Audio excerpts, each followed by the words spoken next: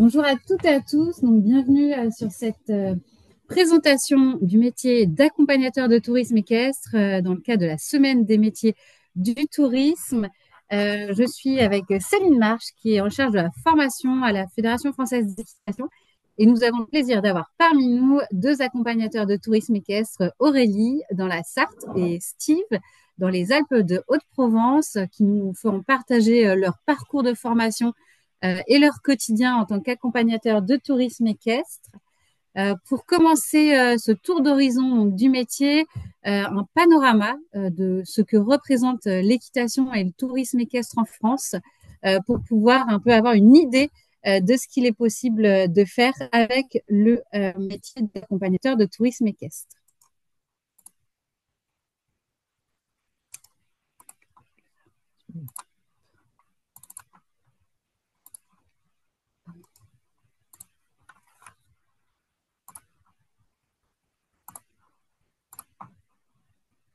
Donc, en premier lieu, nous allons voir ce panorama-là. Ensuite, quelques explications sur le métier d'accompagnateur de tourisme équestre par Céline.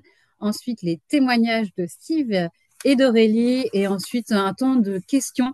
N'hésitez pas à les poser au fur et à mesure de ce webinaire dans l'espace chat. Nous y répondrons en fin de webinaire. Donc, pour commencer, un panorama de ce que sont l'équitation et le tourisme équestre en France, pour que vous ayez le paysage dans lequel évolue l'accompagnateur de tourisme équestre. L'équitation et le tourisme équestre en France, ça représente 650 000 licenciés via la Fédération française d'équitation. Mais c'est également plus d'1,5 million de pratiquants, que ce soit de façon régulière ou occasionnelle. Une étude a notamment montré que 54% des Français souhaitent des vacances équestres. Donc, ce qui montre aussi les débouchés sur le métier d'accompagnateur de tourisme équestre. La pratique est rendue possible grâce à une accessibilité géographique, grâce à la présence de plus de 6500 poney clubs, centres équestres et centres de tourisme équestre partout en France. La distance moyenne de chaque foyer est estimée à environ 13 km de distance, ce qui est vraiment un atout pour pratiquer l'équitation et le tourisme équestre. Un atout également sur l'accessibilité financière. On est à environ 50 à 75 euros par mois pour une pratique hebdomadaire, mais on est aussi sur une pratique qui peut être occasionnelle avec des promenades de quelques heures à partir d'une trentaine d'euros.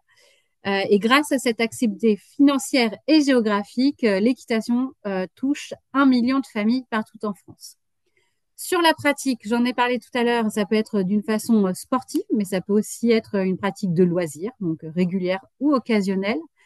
Sur une pratique de tourisme équestre, on a la chance de s'appuyer sur un réseau de 30 000 kilomètres d'itinéraires équestres balisés partout en France, qui sont valorisés sur GeoCheval, qui est la carte interactive des itinéraires équestres.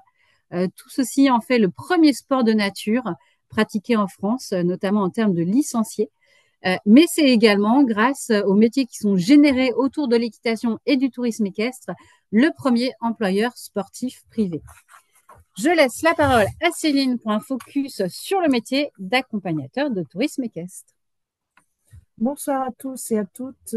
Alors, tout d'abord, le métier d'accompagnateur de tourisme équestre. Eh bien, au quotidien, ce métier se pratique autour de 5 grandes activités. L'encadrement des activités de tourisme équestre, donc l'encadrement de promenades, de randonnées, avec ou sans bivouac.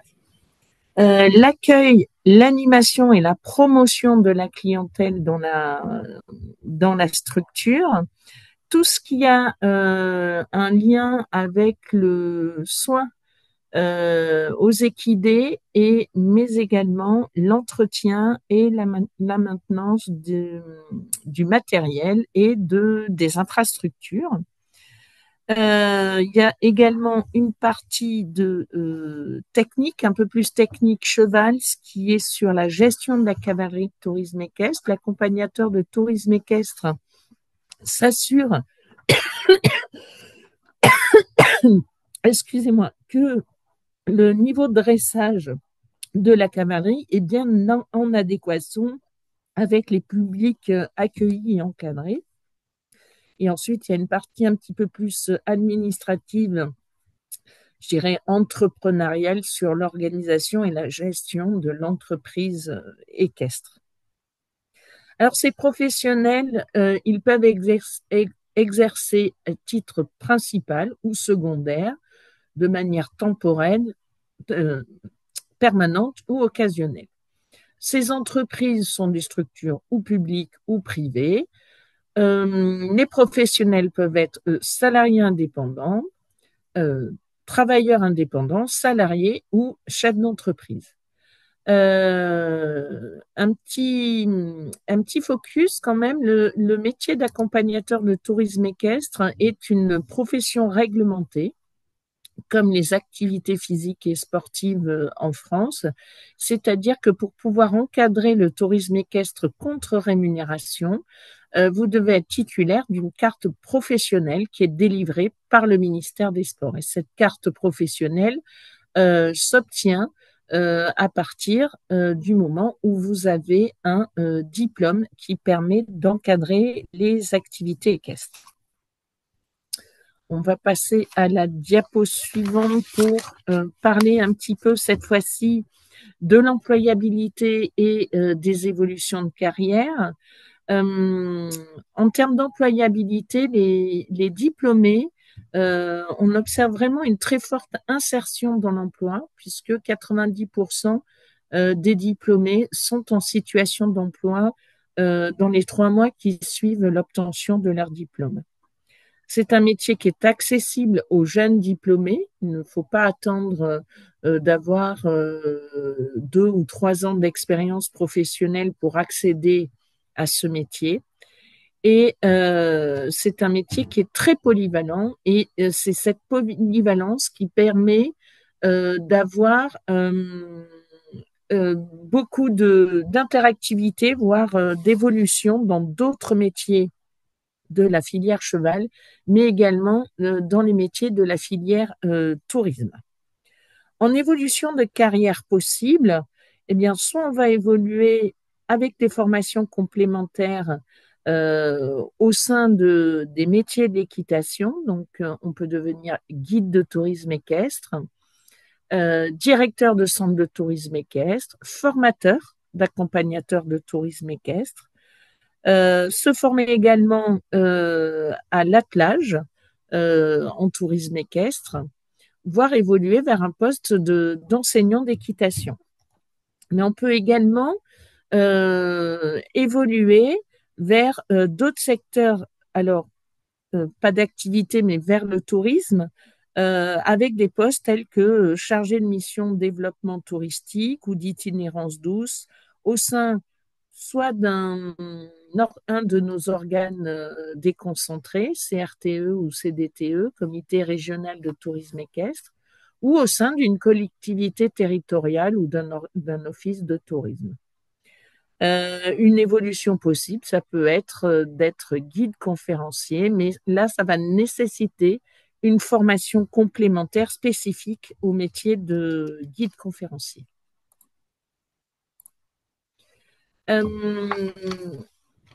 Alors, le métier d'accompagnateur de tourisme équestre, il est fait pour vous déjà si vous aimez l'équitation de pleine nature. Si vous êtes à l'aise dans la relation client et le travail en équipe, si vous êtes capable d'initiative et d'autonomie, si vous avez un intérêt pour la faune, la flore et le patrimoine, puisqu'il faut commenter sa promenade ou sa randonnée, il faut vraiment acquérir et ne pas avoir peur de la polyvalence et de la faculté d'organisation. Comme dans tous les métiers de l'équitation, il faut avoir tout un tas de petites compétences parallèles, être capable de faire un peu de plomberie, un peu de maçonnerie, remplacer une serrure, etc. Bien évidemment, c'est avoir le sens des responsabilités, puisque vous emmenez avec vous et à cheval un public. Et c'est un métier qui nécessite de la disponibilité, de la flexibilité, puisque on a des temps de travail qui sont le week-end, les jours fériés et pendant les vacances scolaires. Effectivement, comme dans tous les métiers où on travaille avec des animaux, eh bien, les chevaux mangent tous les jours et ont besoin de soins 365 jours sur 365. Donc, on va voir maintenant comment, pour entrer en formation. Là, on a vu un petit peu le contexte du métier d'accompagnateur de tourisme équestre. On va s'intéresser un petit peu plus à la formation. Donc, pour rentrer en formation accompagnateur de tourisme équestre, 18 ans minimum, il faut être détenteur d'une attestation de PSC1, donc prévention, sécurité civile de niveau 1 ou équivalent, hein, c'est le brevet de secouriste, hein, un certificat médical de non-contre-indication à la pratique et l'encadrement des activités équestres, le galop 6 de cavalier ou le galop 6 de pleine nature, et avoir totalisé un minimum de 7 journées de randonnée, pas forcément consécutives, en tant que pratiquant. Et ces 7 journées de randonnée doivent être attestées par un établissement FFE ou validées via le carnet de randonnée électronique. Une fois que vous avez ces prérequis, il va falloir se présenter et réussir 2 tests d'entrée. Le premier test est un test technique à cheval sur un parcours en terrain varié, PTV, et un test d'orientation pédestre. Souvent, à l'issue de ces tests d'entrée, les centres de formation vous reçoivent pour un entretien de motivation complémentaire et s'assurer que vous avez bien pris la mesure de la formation, de sa durée, etc., etc. Alors, c'est ce qu'on va voir maintenant. La formation. Donc, l'accompagnateur de tourisme équestre, c'est un titre à finalité professionnelle qui actuellement est en cours de réinscription au RNCP, Répertoire national des certifications professionnelles. Il est de niveau 4, c'est-à-dire de niveau bac. Il est également accessible par la voie de l'apprentissage. La formation, alors le côté formation en centre de formation, ce sont 455 heures de formation qui sont réparties en 4 modules. Ces 4 modules sont la prise en charge des publics et l'encadrement du tourisme équestre, les techniques équestres à cheval et montée du tourisme équestre, le soin et l'entretien des équidés et des infrastructures, la gestion des activités, l'environnement institutionnel et réglementaire. Quoi qu'il arrive, quel que soit votre statut, vous aurez un stage de mise en situation professionnelle à réaliser en parallèle de votre formation qui va être de 205 heures minimum. Dans le cadre d'un contrat d'apprentissage, la mise en situation professionnelle monte à 1125 heures. Au niveau des épreuves de l'examen, donc là, vous avez le détail des examens tels qu'ils se déroulent aujourd'hui. On va se rediriger vers le même type d'examen. Vous avez la production et la soutenance d'un rapport de stage, d'un roadbook dans lequel les candidats présentent 4 itinéraires qu'ils ont conduits avec des publics différents dans le cadre de la formation, une mise en situation professionnelle d'accompagnement d'une promenade de 3 heures. Donc là, vous avez des évaluateurs qui vous observent en situation avec un public dans le cadre d'une sortie donc de 3 heures et une démonstration de technique équestre. Voilà en ce qui concerne le métier, les temps forts de la formation, comment se déroule un petit peu cette formation. On va pouvoir donner la parole à nos professionnels. Peut-être pour rebondir sur le parcours de formation, également peut-être partager, Aurélie et Steve, vous, quel a été votre parcours de formation pour arriver à être accompagnateur de tourisme équestre et puis la richesse en particulier de vos expériences professionnelles. passé et ensuite peut-être ce que vous aimez dans votre métier et vos différents projets. Je commence, c'est ça? Alors, bonjour à tous. Donc, par rapport à mon parcours. Donc, j'ai commencé l'équitation, j'avais 12 ans dans un centre de tourisme équestre dans le village où je suis en ce moment, de l'autre côté du village. Donc, ils faisaient essentiellement de la balade et de la randonnée. Donc, c'est eux qui m'ont donné le goût du tourisme équestre. Donc cette aventure, elle a duré à peu près 4 ans là-bas, parce que malheureusement, voilà, il y a eu, pour raisons personnelles, ils ont arrêté l'activité.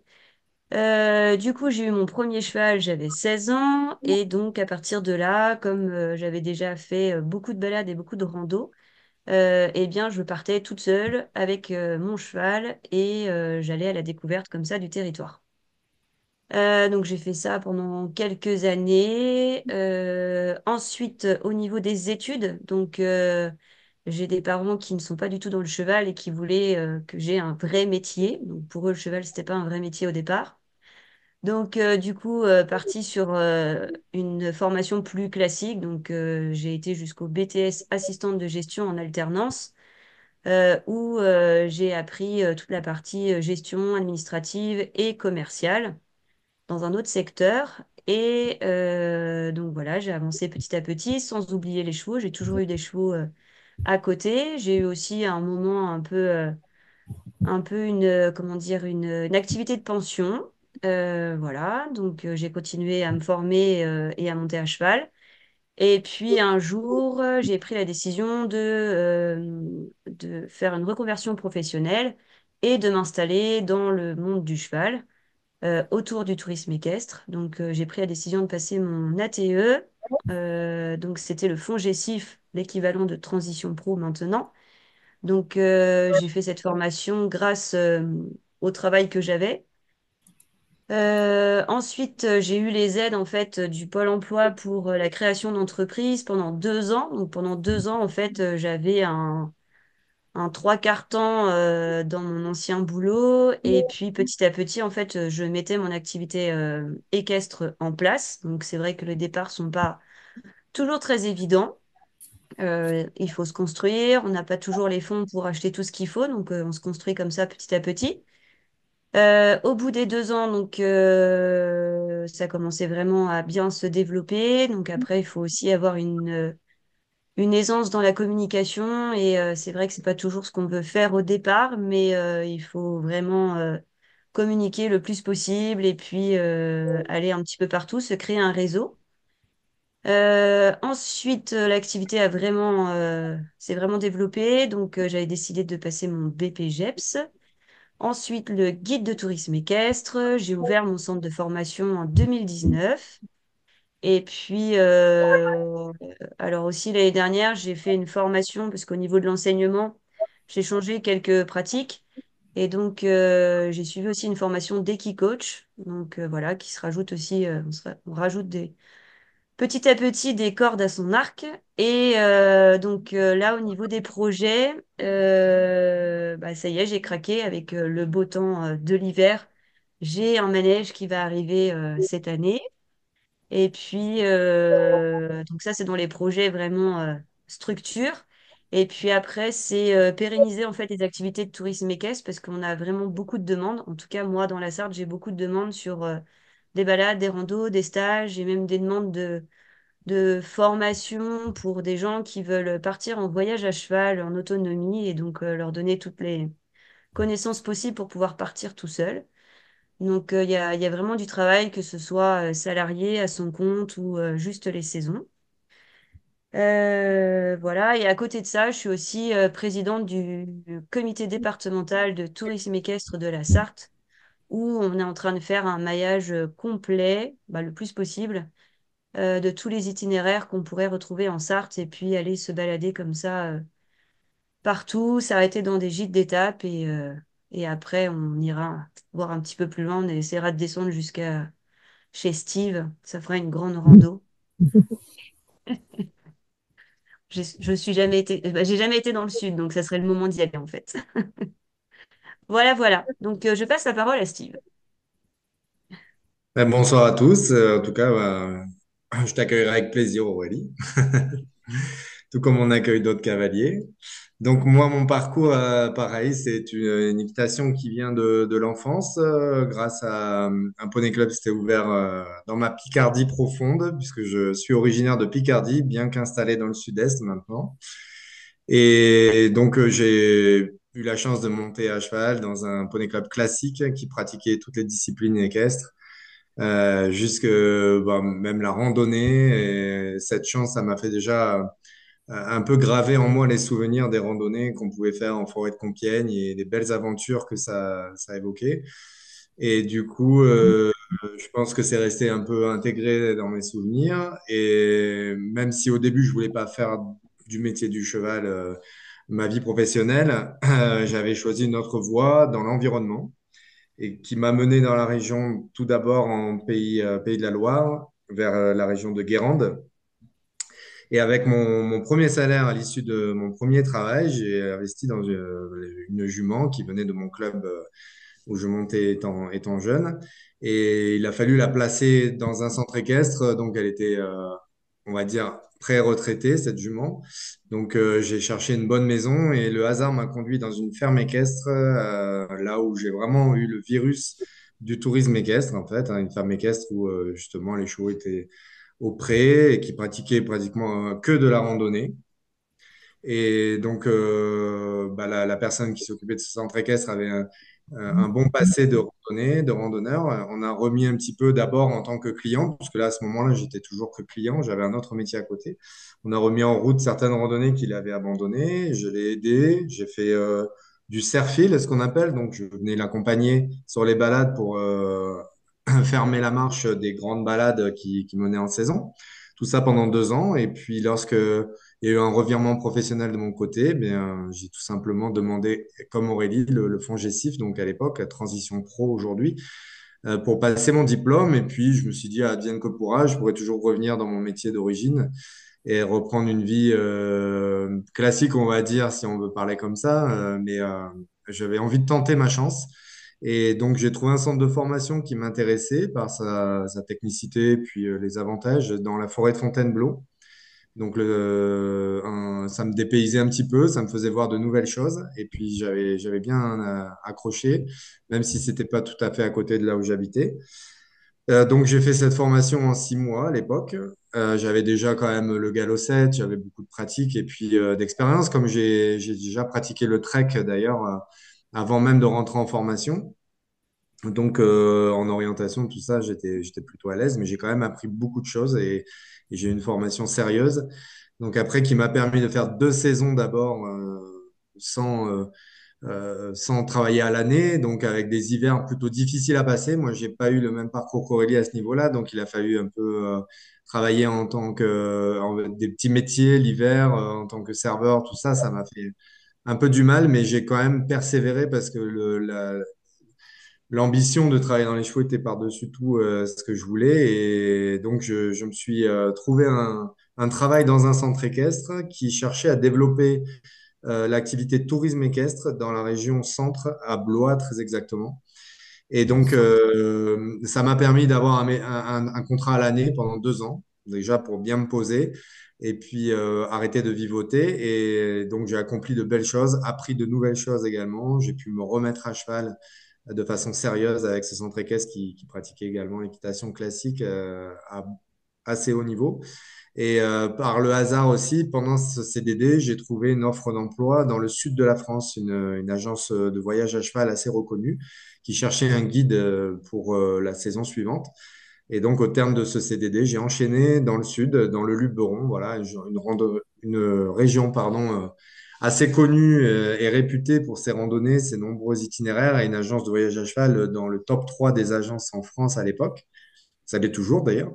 Et du coup, cette agence de voyage à cheval, alors là, j'ai pu concrétiser carrément mon apprentissage en tant que salarié sur 8 mois. C'était des très longues saisons avec un public quasiment à 70% étrangers venant des États-Unis, de l'Europe entière et parfois du reste du monde. Donc là, ça a été vraiment un travail fantastique pour moi, tout ce que je voulais faire. Mais le hasard a fait que je me suis arrêté en étape dans la petite ville de Fort-Calquier où je suis actuellement et m'a mis sur la reprise d'une activité, une opportunité que j'ai saisie parce que vraiment là, je sentais que c'était dans ce coin que je voulais m'établir. Enfin, en tout cas, c'était vraiment des avantages pour moi. Et j'ai repris cette activité en tant qu'ATE indépendant, simplement aussi avec une activité à reprendre en saison. Mais c'est vrai que dans le sud-est, les saisons sont peut-être un peu plus étalées que dans le reste de la France. Donc j'ai commencé en tant qu'indépendant avec quelques aides pour démarrer, un petit crédit et une activité que saisonnière, mais qui au fil du temps m'a permis de faire de belles rencontres. J'ai pu acheter un terrain de 4 hectares après avoir repris l'activité et d'être resté en location chez quelqu'un.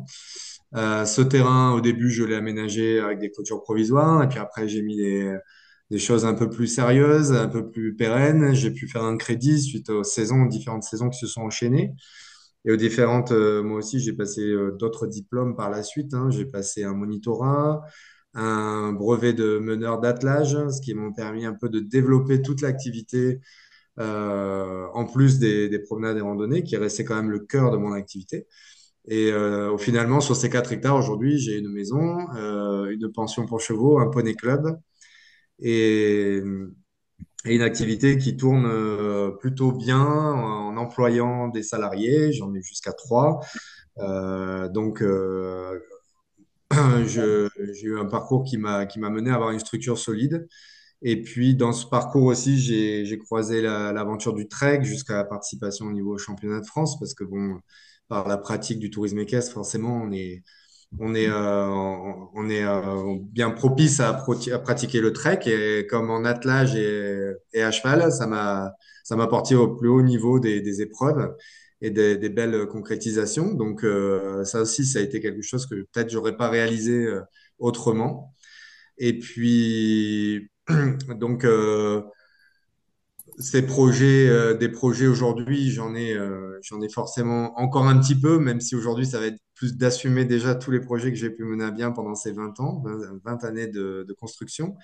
Et le plaisir, en tout cas tous les jours, de me lever, d'avoir de nouveaux projets, on va dire, commerciaux, des nouvelles rencontres et toujours de nouvelles sollicitations. Là, je suis encore réélu cette année aussi, comme Aurélie, pour le tourisme équestre dans le CDE de mon département. Et donc, on participe à plein de projets. Il y a eu la route Napoléon à cheval auquel j'ai pu participer. Il y a eu des projets d'ampleur. On est sur le Salon d'Avignon pour présenter notre territoire. Il y a énormément de choses qui s'amènent et puis qui donnent une émulation à ce métier. En plus, toujours pouvoir monter à cheval et faire découvrir les régions de France, différentes régions de France à de super cavaliers en besoin de découvrir la nature. Et donc voilà pour mon parcours et tout ce que j'avais à dire. Je laisse passer aux questions maintenant. Merci beaucoup Aurélie, merci beaucoup Steve. Peut-être, alors on a entendu Steve sur ce que tu aimais dans ton métier, peut-être Aurélie rebondir aussi dessus. Alors, ce que j'aime dans mon métier, ben, en fait, c'est surtout la polyvalence du métier. Toutes les journées ne se ressemblent pas. On peut être autant à travailler et à préparer des chevaux, des jeunes chevaux pour la cavalerie d'extérieur, faire des clôtures, faire des papiers. Voilà, c'est un métier polyvalent. Les chevaux aussi, naturellement. Et puis un peu d'aventure, un peu d'imprévu, un peu de tout ça pour ce métier. Et juste pour la rigolade, il me faut presque 30 jours pour descendre à cheval chez Steve. Ah, tu as vérifié pendant Ouais, j'ai vérifié vite fait, il y a 733 km avec un peu de pause. Un mois, je suis là-bas. Affaire à suivre. Affaire à Merci suivre. beaucoup Steve, merci beaucoup Aurélie. Eh bien, la parole est à vous via l'espace de chat. N'hésitez pas à les poser. On va y répondre au fur et à mesure entre Céline, Aurélie et Steve. Peut-être que Céline, je te passe la main sur les les, déroulés de questions. les questions. On a une première question. Bonjour. Combien coûte cette formation? Est-ce qu'il y a de possibilités de prise en charge? Alors, cette formation, Elle varie d'une région à l'autre et d'un centre de formation à l'autre. On est quand même aux alentours entre 5 et 7 000 euros. Ça varie aussi de la durée et de votre positionnement à l'entrée en formation, si vous voulez. Ça dépend de votre niveau technique, de votre expérience euh, antérieure, etc. Oui, cette formation est possible. Elle est plutôt liée, enfin, elle est finançable, pardon. Elle est plutôt liée par rapport à votre statut. Si vous êtes en reconversion, on va aller chercher un financement de transition pro. Si actuellement vous êtes sans emploi, eh bien, ça va dépendre, je dirais, avez-vous déjà sollicité des financements France Travail? Depuis combien de temps? Donc là, ça va dépendre de votre, euh, de votre statut vis-à-vis. Il y a tous les financements, comme n'importe quelle action de formation, qui sont possibles. Alors, quels sont les différents centres de formation? En fin de visio, on va vous montrer. Nous avons un outil qui s'appelle le site métier au pluriel.ffe.com, qui est un site internet sur lequel on présente les différents diplômes qui sont proposés par la FFE. Et sur la page de l'accompagnateur de tourisme équestre, vous trouverez, vous avez un petit focus spécial. Trouvez votre centre de formation. Ils sont classés par région. Et vous pouvez donc cliquer sur cette liste. Donc, il y a sûrement un centre de formation pas très loin. Alors, la formation ATE est en refonte. Quand aurons-nous des dates d'examen d'entrée et pourrons-nous intégrer la formation à partir de septembre? Alors, c'est pas la formation ATE qui est en refonte. Même le diplôme en lui-même, il ne va pas y avoir de grands chamboulements. C'est que comme tous les diplômes inscrits au RNCP, tous les 3 ans, il faut redéposer un dossier d'enregistrement. Ça se fait pas de manière, c'est pas toujours facile. Pour revenir éventuellement sur les infos sur le nouvel ATE, la grande modification va surtout se situer au niveau des épreuves de l'examen, puisque contrairement aux épreuves qui vont avoir lieu pour les personnes qui sont en train de finir leur parcours de formation actuellement, il y a un bout de notamment tout ce qui est soins et entretien des équidés. Ces compétences-là sont validées par le tuteur.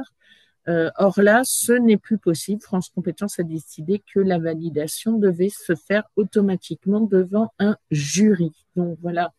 Et oui, bien sûr, nous, on table sur une entrée en septembre avec des tests d'entrée qui vont s'échelonner tout au long de l'été. Peut-on exercer ce métier sous statut de micro-entrepreneur en tant qu'ATE indépendant? De quelle caisse dépendons-nous?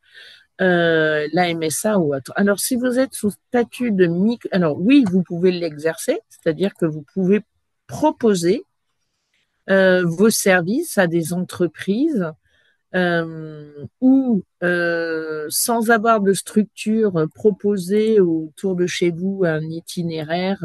Donc là, ça nécessite que les gens viennent avec leurs propres chevaux. Alors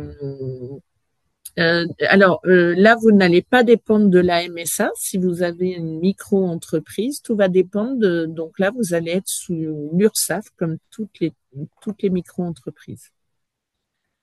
Est-ce que la VAE est possible pour ce type de diplôme? Oui, tout à fait, comme n'importe quel titre enregistré au RNCP en France. Vous pouvez obtenir le diplôme, la totalité ou partiellement la totalité ou partiellement ce titre. En fait, ça se passe en 2 temps. Ça se passe en 2 temps. La première étape, c'est de déposer la partie 1 qui est la recevabilité, c'est-à-dire que vous allez justifié de 1607 heures d'activité.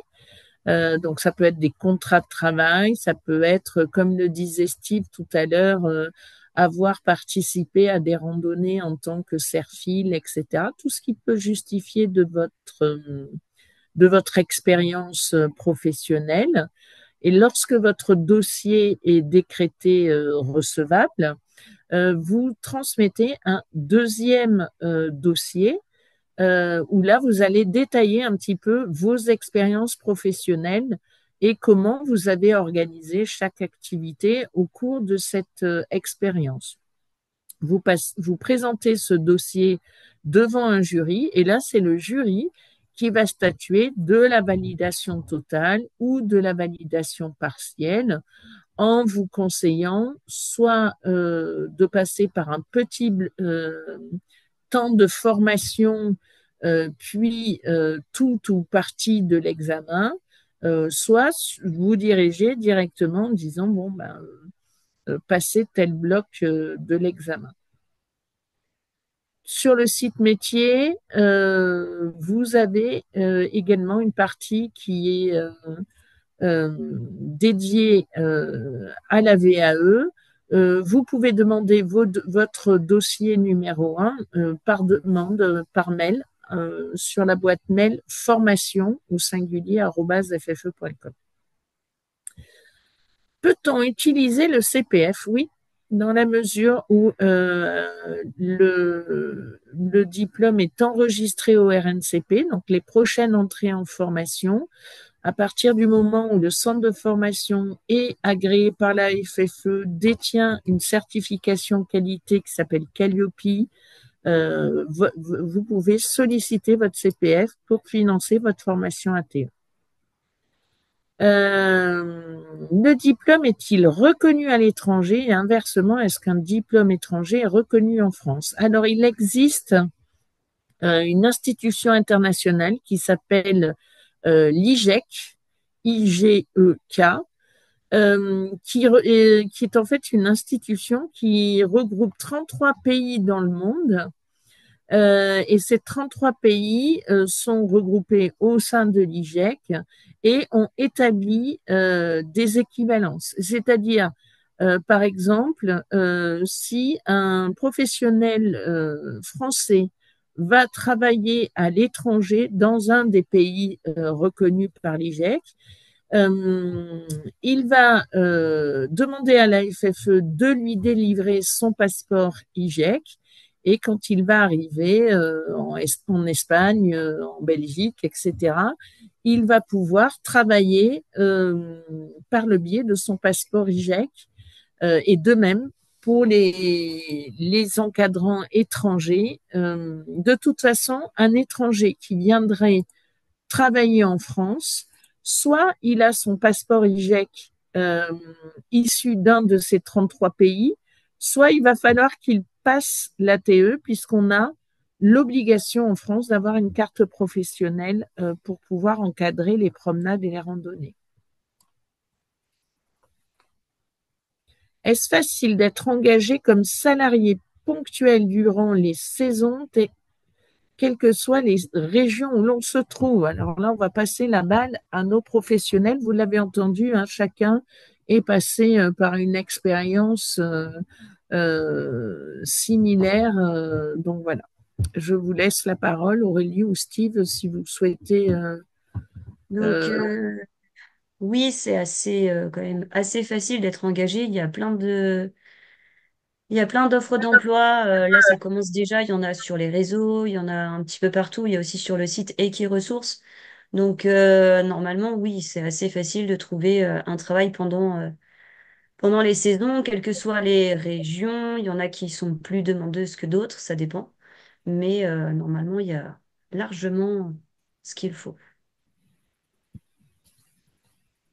Oui, moi, tout comme Aurélie, je pense on est sollicité assez souvent, même par téléphone en tant que centre de formation, pour savoir si on n'a pas des élèves qui, à la suite de notre formation, souhaiteraient travailler chez eux. Donc, ils se positionnent en amont déjà des annonces d'emploi. Si c'est un peu difficile dans un secteur pour trouver et qu'on n'a pas la possibilité de bouger, moi, j'encourage aussi de faire une démarche en amont vers des centres équestres, même d'équitation classique ne pratiquant pas beaucoup le tourisme équestre, mais au potentiel pour le faire.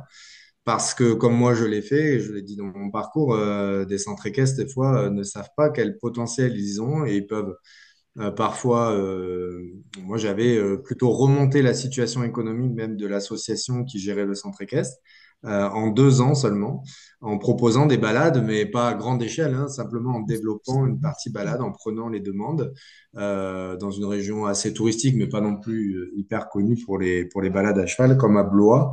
Là, évidemment, du travail, moi j'ai des salariés, des gens de ma formation hein, qui trouvent sur des saisons même assez longues. Et pour répondre d'ailleurs à la question sur l'étranger, donc j'ai une de mes stagiaires de l'année dernière qui a trouvé un emploi au Cambodge. Donc elle était carrément mobile, ça c'est clair. Mais la reconnaissance du diplôme j'ai fait une lettre de recommandation pour elle parce qu'elle le méritait. Et la recommandation ajoutée au diplôme en France, qui est quand même très reconnu dans le monde entier, a fait certainement qu'elle a été embauchée à la place peut-être d'autres profils. Donc ça, c'est vrai que vous pouvez, même si vous êtes très mobile, envisager des beaux voyages et des belles expériences, même à l'étranger, comme ça. En termes d'emploi, dans la filière, je vais vous mettre le lien dans le chat. C'est vraiment la plateforme spécialisée emploi de. Alors, on vous en parle on vous en parle en fin de. Mais là, comme ça, comme on a plusieurs questions, vous pourrez y aller tout de suite. C'est vraiment le site emploi spécialisé dans les métiers du cheval, que ce soit de l'élevage, de l'enseignement, etc., etc. Je vous ai mis le lien dans le chat. De toute façon, sachez que les métiers de l'équitation sont des métiers en tension, hein, que ce soit enseignant d'équitation, animateur, palefrenier et ATE. Ce sont des métiers où il y a quand même plusieurs offres d'emploi qui ne sont pas pourvues, malheureusement. On va reprendre Il y a le quelqu'un fil. qui doit avoir son micro qui est actif. Voilà, parce que ça fait des interférences en fait. Ah, d'accord. Donc il doit y avoir des micros qui ne sont pas désactivés. Ah, on n'a pas le retour. Son retour. Non, c'est bon. On reprend le cours des questions. Donc, les passerelles pour l'enseignement se font comment? On a des unités en moins. Peut-on prétendre au BFE E1 avec un ATE? Alors, côté passerelle pour l'enseignement, j'imagine que c'est vers le BPGEPS. Oui, tout à fait. Il y a des passerelles et des équivalences qui sont décrites dans le règlement de l'équitation. Actuellement, la passerelle, dans le cadre de la réécriture, des diplômes, tous les diplômes en bloc de compétences, il y a des compétences qui sont dites transversales, comme par exemple les soins aux chevaux ou l'accueil du public et la promotion des activités. Donc du coup, au niveau de la TE, vous avez une équivalence avec les BPGEPS et il ne vous reste plus que le volume horaire et l'examen lié à l'activité pédagogique, c'est-à-dire à l'enseignement de l'équitation. Mais ça, vous pouvez le retrouver dans le règlement et là, vous le voyez avec votre organisme de formation au niveau de votre positionnement avant le démarrage de la formation. Peut-on prétendre au BFE E1 avec un ATE. Alors, le BFE E1 n'existe plus. Non, en fait, si, il a un nouveau nom maintenant. Là, c'est pareil. Au niveau de France Compétences, on a d'un côté en France le répertoire national des certifications professionnelles qui est là est un répertoire qui enregistre tous les diplômes et les titres menant à un métier. Donc l'ATE, je ne sais pas moi, il y a aussi bien une licence pro, management des entreprises équestres ou les masters, tous ces diplômes menant à un métier sont enregistrés dans le RNCP. Et vous avez en parallèle un répertoire qui s'appelle le répertoire spécifique, où là, ce sont des compétences complémentaires dans un domaine d'activité. Donc, nos BFE d'encadrement ou d'entraîneur ont été enregistrés au répertoire spécifique jusqu'en décembre 2023. Pareil, dans le cadre de la réforme de la formation professionnelle, il faut les réécrire en bloc de compétences. Donc, ça a été le cas des BFE. Aujourd'hui, nous avons, depuis le mois de novembre, 2 certificats de compétences qui sont enregistrés au répertoire spécifique. Un qui s'appelle Initié à l'équitation éthologique et l'autre qui s'appelle Perfectionné à l'équitation éthologique. Alors, de mémoire, oui, un ATE peut initier à l'équitation éthologique, mais ça nécessiterait que je vérifie, mais je vais vous dire tout de suite. Si vous avez d'autres questions pendant ce temps-là.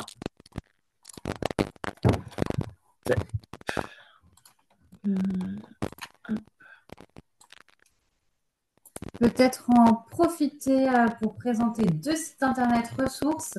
Donc le site métier qu'on a abordé tout à l'heure, qui est vraiment la vitrine de la fédération pour présenter les métiers liés à l'équitation et sur lequel vous allez trouver l'ensemble de toutes les informations qu'on vient de vous présenter, le détail de la formation, le règlement de la formation, les centres de formation qui proposent donc de se former à l'accompagnateur de tourisme équestre, une vidéo également de présentation du métier d'accompagnateur de tourisme équestre, ainsi qu'un autre site, donc Equiresources, celui qui vous a été partagé dans le chat, qui est vraiment la vitrine de la filière équine pour promouvoir les formations et les offres d'emploi au sein de la filière pour exercer donc un métier en lien avec le cheval, que ce soit l'élevage, l'équitation, le tourisme équestre et j'en passe.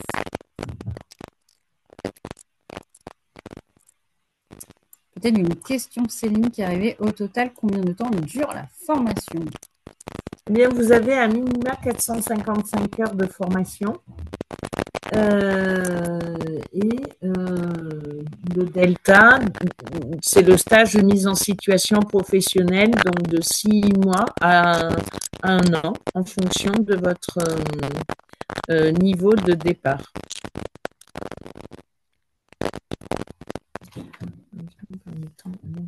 Donc, je vous confirme que le certificat de compétences est bien ouvert, certificat de compétences initié à l'équitation éthologique est bien ouvert aux titulaires de l'ATE.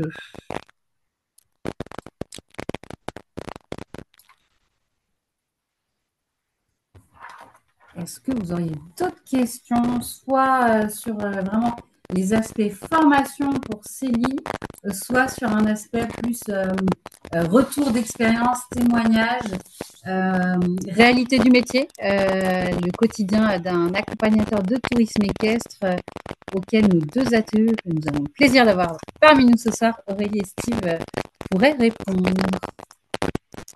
N'hésitez pas à les poser dans le chat. Je vous mets les liens vers les J'aurais pu prendre la parole juste pour profiter de revenir sur 2 sujets. Le premier, c'est sur le prix de la formation qui a été évoqué. Donc, c'était des montants justes évoqués par Céline. Après, effectivement, vous allez trouver des variations d'un centre à l'autre.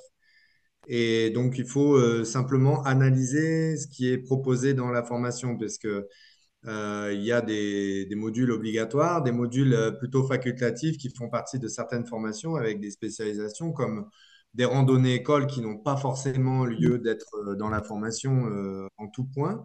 Donc, à voir si ces prix de formation comprennent par exemple l'hébergement, le transport des chevaux pendant la randonnée école s'il y a, etc., etc. Il y a les prix d'engagement aussi sur les tests d'entrée, tests de sortie. Donc, c'est pour ça qu'on peut trouver des grosses différences de prix d'un centre de formation à l'autre. Et même pas rare, des fois, de dépasser le montant indiqué par Céline tout à l'heure. Mais c'est peut-être aussi des fois un gage d'intervenants supplémentaires ou de découvertes supplémentaires pendant la formation. Donc, ça peut pas être inutile. Tout à l'heure, on avait des questions sur la VAE. Et donc, si parfois dans votre questionnement VAE ou formation, vous êtes un petit peu entre deux feux, je me permets, mais pas pour prêcher, bien sûr, la paroisse des centres de formation, je me permets juste de dire que j'imagine que certaines personnes peuvent avoir d'excellentes raisons de faire une VAE. Mais pour ce qui est des centres de formation, donc on a une formation théorique et des notions théoriques à vous enseigner, à enseigner aux candidats. Mais une grosse part de la formation, c'est des retours d'expérience personnels et des retours d'expérience de notre environnement en tant que nous aussi professionnels ou même pratiquants avant d'être professionnels. Et ces retours d'expérience, si vous pouvez ne pas vous en passer, c'est bien parce que la VE, c'est très bien si vous avez vraiment un dossier solide. Mais après, c'est vrai que passer par la formation, c'est aussi ce retour d'expérience qui peut être, alors bon, fondamental, hein, peut-être pas poussé, mais qui peut être très enrichissant. Et encore une fois, c'est pas pour prêcher que pour les centres de formation non plus. Hein, je veux pas faire non plus tirer la couverture sur les centres de formation. Euh, C'est non, mais je te rejoins. Les profils qui demandent la VAE, c'est souvent soit des conjoints, conjointes collaborateurs, donc qui ont un pied dans l'établissement équestre sur un statut, voilà. On est vraiment, déjà, il faut pouvoir justifier de 1607 heures d'expérience professionnelle. Donc c'est quasiment une année, même si c'est pas obligatoirement consécutive, c'est quand même, ça représente quand même une année de travail. Donc voilà. J'ai une question qui est arrivée entre-temps. Peut-on faire une pause de plusieurs années sans avoir la carte pro et revenir plus tard? Oui, à partir du moment où vous êtes titulaire de votre diplôme, vous allez sur un site qui s'appelle eaps.gouv.fr. On vous demande votre carte d'identité, votre certificat médical, bien évidemment la copie de votre diplôme, le département dans lequel vous envisagez de travailler, d'exercer le métier et ensuite vous recevez votre carte professionnelle. C'est vraiment la carte professionnelle, c'est une démarche administrative. Une question, on apprend une autre. Ouais. Les compétences théoriques se passent comment et ce sont des cours en présentiel dans un centre de formation à distance, comment ça se passe? Alors c'est vraiment en présentiel, une majorité en présentiel parce qu'il y a il y a vraiment des connaissances, enfin c'est difficile de les passer en distanciel. Certains centres de formation utilisent le distanciel, mais vraiment dans le cadre de tout petits volumes horaires. Parce que, par exemple, dans le centre de formation, vous encadrez des randonnées, et ça peut pas se faire à distance encore, enfin tout du moins là, voilà. Donc vous, Steve et Aurélie, vous utilisez le distanciel ou pas? Alors moi, pour ma part, je n'utilise pas le distanciel. Tout se fait en présentiel ici parce que, comme l'a très bien dit tout à l'heure Steve, il faut vraiment être baigné on va dire, dans l'environnement, dans la nature, avec les chevaux. C'est vraiment un métier de terrain. Et là, ça fait déjà, oui, entre 15 et 20 élèves que j'ai eu depuis l'ouverture du centre de formation. Et c'est vrai que quand on est là tous les jours à pratiquer, c'est là qu'on se rend compte aussi de la réalité du métier. Et puis là, depuis septembre, j'ai aussi quelqu'un en apprentissage. Et c'est vrai que c'est une voie qui est vraiment, comment dire, très enrichissante parce qu'en fait, cette personne-là, elle vit l'écurie tous les jours au quotidien, donc elle voit comment ça se passe vraiment tous les jours. Là, c'est vraiment une expérience de terrain. Il y a tous les cours en présentiel. Elle peut faire tout de suite le parallèle avec le terrain tout de suite. Et puis aussi beaucoup de théorie où on a besoin aussi d'avoir, comment dire, faire la relation avec les chevaux. Le secourisme équin, des fois, c'est quand même plus sympa d'avoir les chevaux à côté de nous et de voir en réalité comment on peut faire, prendre le rythme cardiaque, des choses comme ça, de le faire en vrai et pas juste sur une feuille ou derrière l'ordinateur. Et c'est vraiment voilà un métier de terrain et pour se rendre compte des choses, le mieux c'est vraiment d'être sur place, de le vivre sur place et la voie de l'apprentissage, j'insiste vraiment, c'est super sympa. C'est la première année là que j'ai commencé ça. Je suis aussi tombée sur quelqu'un de super, donc du coup ça donne vraiment envie de continuer l'apprentissage. Je vais prendre la question suivante. Y a-t-il un site qui répertorie les centres équestres qui proposent des balades accompagnées d'un ATE? Alors effectivement, on a développé avec l'ensemble des établissements labellisés centres de tourisme équestre une plateforme qui s'appelle À Cheval en France. Je vais vous mettre le lien en suivant, achevalenfrance.com, où l'ensemble donc des labellisés centres de tourisme équestre, mais aussi écoles françaises d'équitation et autres, proposent leurs offres de stages, séjours et en ce qui vous concerne, promenades et randonnées. Si vous n'y trouvez pas votre bonheur parce que l'ensemble des offres ne sont pas forcément mises en ligne tout de suite sur À Cheval en France, vous pouvez le croiser avec un autre outil de la fédération, pareil, basé sur les établissements labellisés de la FFE. C'est la carte interactive des itinéraires équestres, geocheval.com. Alors, l'utilisation, elle va être un peu différente que de rechercher un itinéraire, mais en tout cas, ça vous permet, si vous avez d'ores et déjà l'idée d'aller dans un endroit en particulier, de zoomer sur l'endroit où vous voulez aller. Et en marge des itinéraires, d'autres infos vont apparaître, et notamment les établissements labellisés, dont les centres de tourisme équestre. Ensuite, il vous suffit de cliquer sur le petit picto vert qui représente les centres de tourisme équestre. Une fenêtre contact s'affiche et vous pouvez donc prendre directement contact avec le centre de tourisme équestre pour effectivement bénéficier d'une promenade ou d'une randonnée accompagnée d'un ATE. Merci pour les liens qui se sont affichés en direct dans le chat. Alors, moi, je vais prendre la question suivante. Comment ça se passe? Ça se passe comment quand c'est en apprentissage? Donc là, on est à la fois sur la réglementation de l'ATE, mais également sur la réglementation de l'apprentissage. Lorsque vous faites cette formation avec un contrat, donc déjà, c'est un contrat de travail, c'est un CDD de 12 mois. Vous allez passer 70% de votre temps en entreprise. Donc, c'est ce dont parlait Aurélie. On est vraiment sur une vraie expérience terrain et on sort de cette formation avec une vraie expérience. Et vous avez toujours le socle des 455 heures de formation. Le rythme de l'alternance peut changer d'un organisme de formation à l'autre.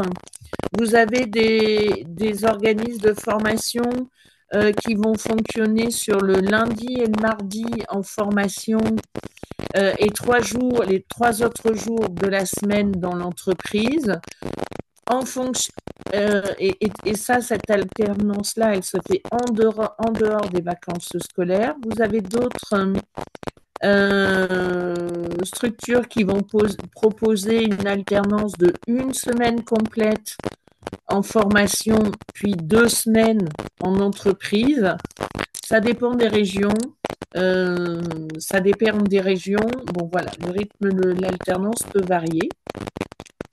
Donc, voilà. Alors, comment choisir son centre de formation? Est-ce qu'il y a différents profils de centre, un label de qualité? Alors, il n'y a pas de label qualité à proprement parler comme notre label centre de tourisme équestre. Euh, il y a, par contre, il y a une certification. Alors là, c'est au niveau national et quel que soit la filière de formation, ça s'appelle la certification Calliope, c'est-à-dire que c'est un label qui est obligatoire pour pouvoir solliciter les financements publics et privés de la formation professionnelle. Donc déjà, si vous contactez un centre de formation, s'il ne vous propose pas de financement, c'est qu'il n'a pas obtenu cette certification Calliope. Donc, si le centre est certifié Calliope, c'est que déjà, il y a un auditeur qui passe tous les 18 mois pour s'assurer que les contrats de formation sont conformes, que la communication sur la formation est conforme à la réglementation et que les formations s'y déroulent bien. Également, un centre de formation qui détient sa certification Calliope, sur son site internet, vous allez trouver obligatoirement des indicateurs de résultats, c'est-à-dire des indicateurs de résultats qui vont porter sur le pourcentage de personnes qui ont obtenu l'examen, le pourcentage de rupture. Vous avez également l'obligation d'un affichage d'indicateurs qualité, donc la satisfaction des stagiaires ou apprentis précédents, etc., etc. De toute façon, comme le disait Steve tout à l'heure, il est très important que vous contactiez les centres de formation, voire que vous alliez les proposer, parce que vous pouvez avoir des spécificités territoriales, vous pouvez avoir des spécificités euh, liées aux formateurs. Vous avez des formateurs qui ont acquis des compétences complémentaires. On parlait du certificat de compétences initiées à l'équitation éthologique. Vous avez des formateurs ATE qui vont intégrer dans la formation ATE la validation des savoirs éthologiques, par exemple. Donc ça, c'est très important. À partir du socle de base, les centres de formation proposent des petites spécificités qui peuvent être différentes d'un centre à l'autre. Donc voilà, ce qui est important, c'est surtout d'aller les contacter, de les appeler et de voir un petit peu ce qu'ils proposent et déjà en circulant sur les sites internet. Je vais prendre une dernière question. Globalement, quel est le salaire d'un ATE en tant que salarié? Eh bien, on démarre au SMIC. Qu'en pensez-vous, Aurélie et Steve? En fait, il y a la grille des salaires. Il faut aller voir la grille des salaires. J'ai eu un rendez-vous mardi. Je crois que c'est le code 109 de la grille des salaires. Donc, c'est un petit peu plus que le SMIC. Un petit peu plus, oui. Oui, après, c'est vrai que du coup, en ce moment, on vit une espèce de petite crise de l'embauche dans l'ATE, c'est-à-dire qu'on a une demande qui excède, enfin bon, il y a un peu plus de demandes que de candidats.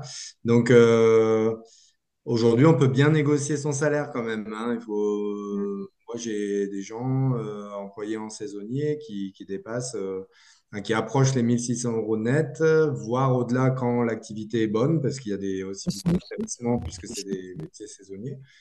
Et j'ai même le retour pour une région très touristique et très développée en matière de tourisme équestre en Camargue, une ancienne élève qui est embauchée.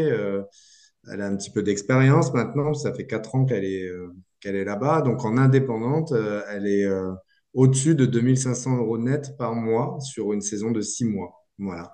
Donc là, c'est vrai qu'elle a la chance d'être dans un des plus renommés un des plus gros centres de cette région, mais si on, voilà, en travaillant 6, 7 mois, voire 8 mois dans l'année, on peut évidemment après l'hiver être un peu plus cool et profiter comme ça chaque année d'un travail intensif sur quelques mois. Et après, un petit peu de relâche.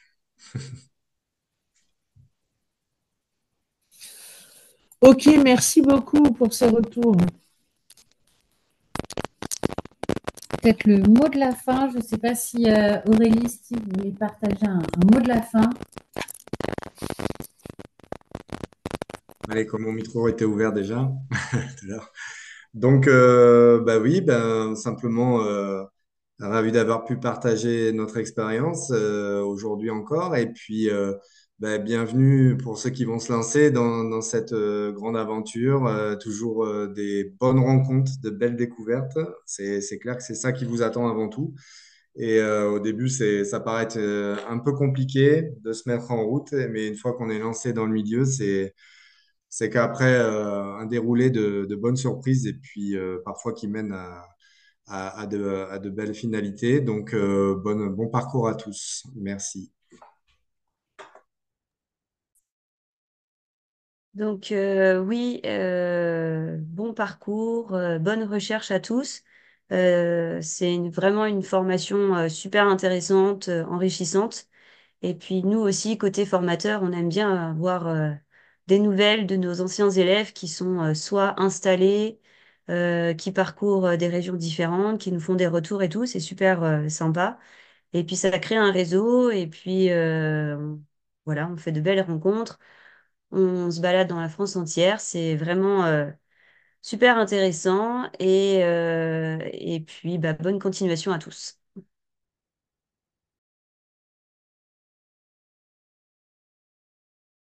Merci à vous également, Steve et Aurélie. En tout cas, n'hésitez pas à consulter donc notre site métier. Je vous avais mis le lien. Vous pouvez également poser vos questions sur le mail formation au singulier @ffe.com ou par téléphone au 02 54 94 46 26. Eh ben, Merci à tous. merci à tout le monde. Merci pour votre participation. Et puis, ben, à bientôt, donc. On reste à votre disposition pour tous les sujets, formation et tourisme équestre. Merci beaucoup Céline, merci beaucoup Aurélie, merci beaucoup Steve et puis merci à chacun de vous d'avoir participé à ce webinaire. Merci à vous. À Merci bientôt. beaucoup. Au Au revoir. revoir.